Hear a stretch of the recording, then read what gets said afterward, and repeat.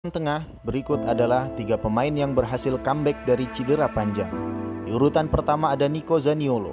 Bintang muda AS Roma ini mengalami cedera ligamen ketika ia bertanding bagi Italia kontra Belanda pada 8 September 2020.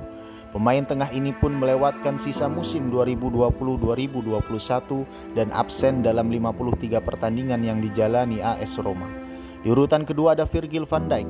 Pemain asal Belanda ini mengalami cedera robek ligamen saat bertanding melawan Everton pada 18 Oktober 2020. Akibatnya, Liverpool harus rela kehilangan Van Dijk sebanyak 45 pertandingan. Rekor pertahanan The Reds pun memburuk jika dibandingkan musim sebelumnya.